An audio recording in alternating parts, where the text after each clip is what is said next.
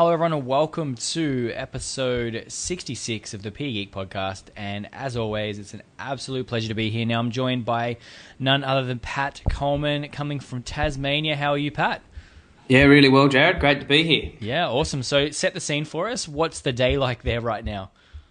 It's winter here at the moment. It's blowing an absolute gale.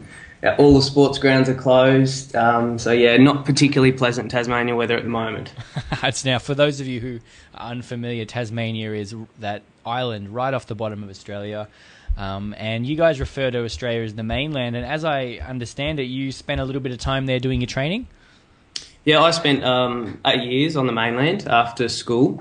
So grew up in Tassie, did all my schooling down here, and moved to Brisbane to do my teacher training at QUT. Mm-hmm. And then from there, managed to pick up a job in the nation capital, Canberra, and spent 4 years there before moving back home. Awesome. And I'm assuming that growing up there was this sort of affinity with sports and you know, physical education maybe played a part in that. And did that lead you down the track of wanting to be in this field? Yeah, absolutely. I think my parents put me into just about every sport you could imagine. You know, cricket, footy, soccer, athletics, you know, the works. Sounds like me. Yeah, you know, myself and my brother were really fortunate in that regard that we did a lot of structured sporting activity, but we were also, you know, when you get home from school and you'd run out into the backyard and be kicking a footy or, you know, playing a game of cricket or whatever. So sport was always a really big part of my life. Yeah, and it seems to be something that a lot of us do have in common. You know, growing up, it was definitely a passion of mine, and it was, you know, how can I continue this passion somehow and make it part of my career? And that's definitely what led me down this track, and it seems to be similar for many people that I do work with. So, I mean, what do you enjoy about the job these days? Is there something that you find yourself getting a lot of enjoyment from? I suppose, well, going back to the first part about, you know, the passion that you have for physical activity, you know, for me signing up to do teaching, the thought was, oh yeah, I'll just go and play games all day. Yeah. That's what I wanted to do. That's what I really enjoyed. And, you know, once you get into it, you understand that that's not really what it's about. It's about actually the kids playing the games and not you. So, you know, you fall aside pretty quickly, I think, as a teacher, if you think that you can just run into a classroom and play a game. So I think the thing that excited me to start with as a teacher, and the thing that still does, is actually seeing the students succeed. And whether that be in the PE space or in other areas, you know, those light bulb moments that kids have where things just start to click, and, you know, that's probably the thing that excites me the most about teaching. For sure. I mean, and I think the great thing about phys ed is that moment can be quite visible too. You know, we don't always have it as clear in other subject areas because of, you know, it's maybe not quite apparent, but in phys ed it can be the product of something physical, so we can see it quite readily. And I think you're right, those moments have been some of the best, you know, situations where a kid has finally grasped a skill and can execute that skill, and I think that's something that makes our subject quite special. So somewhere along the line you've got an interest in technology and the role that it can play. Do you remember what sort of led you down that path? Yeah, I think, you know, to start with, it was more at the administration side of things, being able to use some of the technology out there that made my life easier outside of the classroom. So, you know, things like being able to flag emails and assign tasks to people, you know, through the Outlook system. That was probably what mainly got my foot in the door with tech, and just how that made life so much easier. So for me, I suppose my initial introduction to technology was really about trying to save time and make things easier outside of the classroom. And I wasn't really using a lot within the classroom setting, just to begin with. I just struggled initially to find meaningful learning experiences for the kids. So yeah, for me it was really about saving time. Yeah, I mean, and that's a really valuable thing because, I mean, if you survey teachers, they will say that a lot of the stuff that they do outside of their face-to-face stuff really does take up most of their time, and finding ways to leverage tech to support that so you can then spend more time focusing on the thing that we all got started, or the reason why we became teachers, I think is really quite powerful. So I value tech that does that. So what are some of the things that, I know you briefly alluded to Microsoft Outlook and, you know, what are some of the tools that you found that did help you leverage some of your time? Yeah, I'm a big Microsoft fan. So, Outlook, and then the task system they have within Outlook. So, for me, starting to run, say, sporting carnivals, is you've got this whole big list of things you need to do. Everything from entering student data for events, bus bookings, actually having the equipment ready on the day. Those are all small things that need to be done, and a lot of the time you don't do them yourself. You work within a team to make sure they're done within a department. Very early on, I started to establish these, to-do lists, and then making them online and actually allocating tasks out to people. And that way, if it's a shared task, I can see when things are getting done, and you can tap people on the shoulder if they're not quite up to date and say, hey, I need those bus bookings done. They should have been done last week. Can you get onto that? Mm-hmm. So it really allows you to, keep on top of everything and include other people to make sure things get done, rather than just relying on, people actually doing what they say they might do. You can actually really check in and keep a close eye on what's happening. Yeah, for sure. I mean, regardless of whether you're using a Google-based system or, a Microsoft-based system, a lot of these things are possible across multiple platforms now. And, being able to share lists and collaborate is the theme here of why that's been useful for you. And I certainly agree. It also eliminates that paper trail, which at its time can be a little bit of a mess, when you lose things. And so, I mean, I've found that just by being digital with a lot of the stuff that we did that was important, we've seen a big progress in our direction. We're a Google school, and that's how we tackle it. But there's the cross possibilities are there in both platforms. So, beyond the administrative stuff, what sort of then led you into then trying to use it in your classroom practice? Yeah, I suppose a couple of years ago, I had to teach a maths class, and I'd done maths at university, but never actually had the chance to teach it. So I was a little bit apprehensive in terms of teaching and knowing whether my students are actually learning in the class setting. So we use Jacaranda, and one of the add-ons they've got within their software package is something called Jack Plus, and essentially all it is a series of multiple choice questions that you can ask the kids, and then from that you get the data back. So for me, what I do, teach a lesson, set 5 questions for homework that the kids would log on and do, and then I'd get the data straight away back to say that, little Johnny only got 2 out of 5. So that would, straight away for me, next lesson, catch up with Johnny and say, hey, you only got 2 out of 5, what's going on? You not understand this. Or the other thing I actually found really valuable was the fact that you'd sometimes set 5 questions for homework and the whole class would do really poorly. So rather than that being a reflection on the students' understanding, that's probably more a reflection on me and how I taught that lesson. So really created that solid data and evidence for feedback in terms of how my lessons went. So that was probably my first real introduction to using tech and utilising it effectively. Mm-hmm. I mean, it's something that a lot of teachers can get value from. And I like how you've managed to flip what that data means to be a reflection on your own teaching. And I've been in that situation before where I've collected data and it's pretty clear that it must have been what I'd set up as a learning experience that led them down that path. And I think we need to be open to this because, we need to be open to learning and experiencing, new things, and that data can be quite powerful. So what tool you said you were using for that? That was Jacaranda, like inbuilt into their program? Yep. So that's obviously not feasible for everyone, whether depending what system you're up to, but there's so many other things out there that you can do it with. I know Google now have their own quizzes built within their sheets, but I've been a big fan of Flubaroo in the past, and use that in other subject areas where the Jack Plus hasn't supported particular subjects such as health. So there's plenty of options out there. Things like Socrative and Kahoot, etc. Absolutely. They make it possible for you to create these quizzes and then get data on the back end. But I love the idea of how you use that to then front load the next class, because you sort of already got that idea of where kids were at and you could continue it beyond there. It's really quite powerful. How have the kids responded to these sort of things? I think the kids really enjoyed it because for them it was almost less homework time.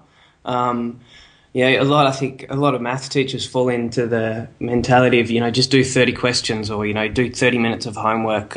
Whereas, that's often, I don't think, not that meaningful. So for the kids, it kind of, they could see it's directly relating to the outcomes of the next lesson in the fact that, if they get everything right, well, we can move on. We don't need to spend any more time of that. Or if they found it particularly challenging, we can spend the time there. So I suppose there's always those tech issues you have of, kids, my Wi-Fi was out or the NBN was getting connected and whatever, and, you just deal with those as you can. But, the kids seem to respond really well to it. I mean, their textbooks online, kids now are just so used to everything being accessible through tech that it's just becoming the norm. Yeah, for sure. I mean, we take it for granted in many places, the availability of these digital tools. And, it just got reinforced to me recently when I was in Africa, just how powerful they are. And, my tour guide in Kenya, he was talking to me about things like what you've just mentioned, just the availability of some of the digital resources. And they were the first ever tools that his kids ever saw. They never had a textbook, ever. They never had access to the traditional resources that we sort of grew up and have become accustomed to. So they represent a big shift in what makes, this third world, up to date with some of the teaching that we have available. So I think it's quite, quite awesome. You briefly alluded there to some of the issues that have happened across the way with kids. What are some of the hurdles that you faced with using tech in the program? You mentioned Wi-Fi. Has there been anything else? Probably the biggest challenge is actually just not relying on it. Yeah. At the end of the day, the tech's just a tool that we use, and the 5 questions you set for homework, if kids are having trouble with that, well, you just print them and they get them done in another way, or you can hold them back in class time and get them to do those 5 questions there if it becomes a continual problem. So. There's always ways you can overcome those tech issues, and I think a lot of the time the kids know that they're smarter than us with the tech. They use it probably more than any of us do, and it's they'll use it as any excuse, to not do things as well. So much so that I know there's now a couple of videos going around with the, how you have to, when you restart your computer, you get the updates, and it seems to take, forever. There's a 20-minute video now that our kids are using at school to get out of doing work by saying, oh, look, my computer's doing updates, and they just run this video, and then as soon as the teacher walks away, they alt-tab and they go back to playing another game again. So, it's some of those, you develop your own little, I suppose, methods for dealing with those things. So for me now, teaching, if I'm in a classroom setting, I actually sit at the back of the classroom. So I'll teach from my device. So I use a scribe and just project that up onto the board. I can see all the kids' computer screens because I'm sitting behind them, and that way, making sure they're actually on task. Yeah. I mean, that's exactly right. At the end of the day, I mean, people have always found a way to get out of things.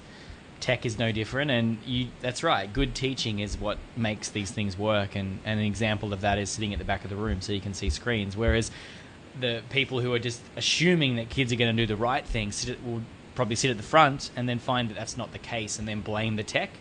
But really, it's not about that. It's about changing our the way that we approach it to suit the situation. So I think that's a great way to think about it. Beyond that, I mean, what are you excited about? Is there any sort of tools at the moment that you've looked at and thought, I'd like to maybe use that, but the situation hasn't, came about yet? Yeah, I suppose the whole virtual reality within education is huge at the moment. But trying to find a meaningful integration to that within the classroom setting, that's probably something I'm struggling with at the moment. I can see where it's going to go, and I mean, it'd be great if you could have kids, say, wearing Google glasses and they go home and you might be doing volleyball and they see a volleyball come over the net. They only need that couple of meters space to actually operate. So that's really exciting where that's going to be heading. And I suppose I've got some other things, trying to look at implementing around, kids being able to share some of their own learning experiences and their reflections within class as well. Mm-hmm. So there's a program called Sway, which I suppose is a little bit like PowerPoint. Yeah.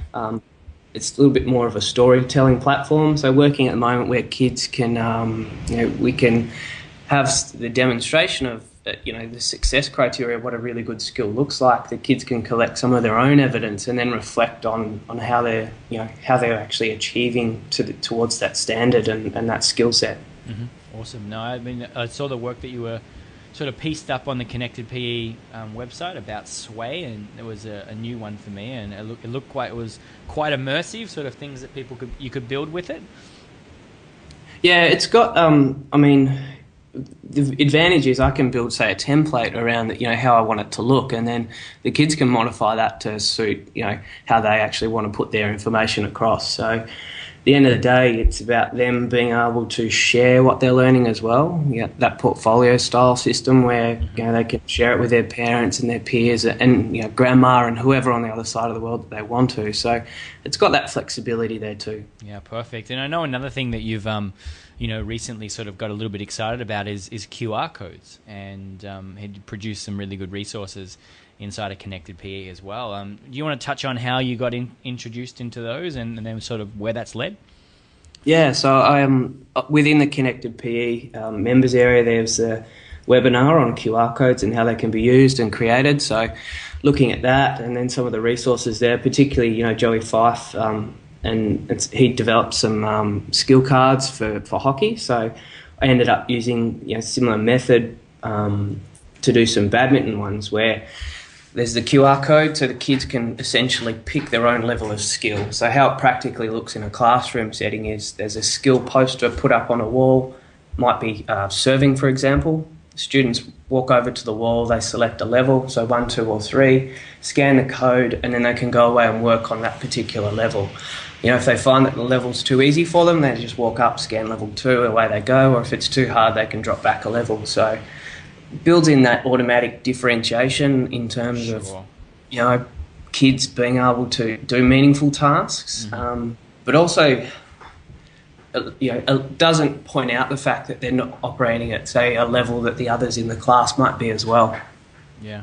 I mean, it's that QR code skill poster example is so impressive, and I've had a lot of success using them and seeing the kids operate at the levels that match with their own thinking about where they're at.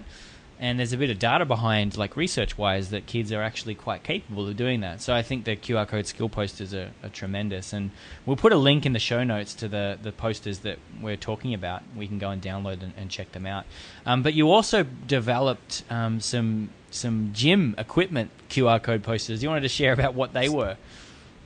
Yeah, so that's just coming back to the badminton ones to start with. The big advantage is that it doesn't matter whether I'm there or not. The kids can still have a meaningful lesson. They can still see what the examples are, and so if I'm away, leaving a relief lesson is easy. It's just you could give a teacher a set of cards and away they go. So similar kind of thing with the gym codes. Our weights room now is our gym induction is done online.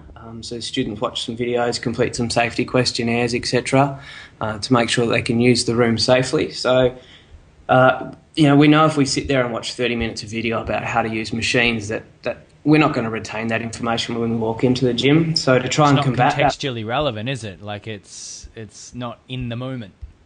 Yeah, that's right. And I mean, whether or not you use a particular machine and all those different things. So we created QR codes that are now just sticky labelled onto each of the machines. Goes through the safety considerations that people need to be aware of, and then how to operate that machine, technically sound, so that you're getting the best out of your workout. Yeah, it's a tremendous example of QR codes being used to guide people through equipment, and the opportunities there are vast. I mean, it's not just gym equipment. You could have it tied to anything where there is the need for some sort of instruction related to it, and then therefore people get that autonomy about how to do or how to use it, and that frees up you to then be focusing on something a little bit more valuable, which I don't think is the safety elements of those gym equipment. You'd agree, wouldn't you? Yeah, spot on. Yeah. Which I think is quite cool. So opportunities are massive. So I mean, where can people find out more about the stuff that you're doing? Yeah, so being a member of Connected PE, that's probably the best place to find out some of the stuff I'm looking at. So head along to the members area there. Not a big Twitter user, I'd say, but you can connect with me that way. My handle's @PSL Coleman.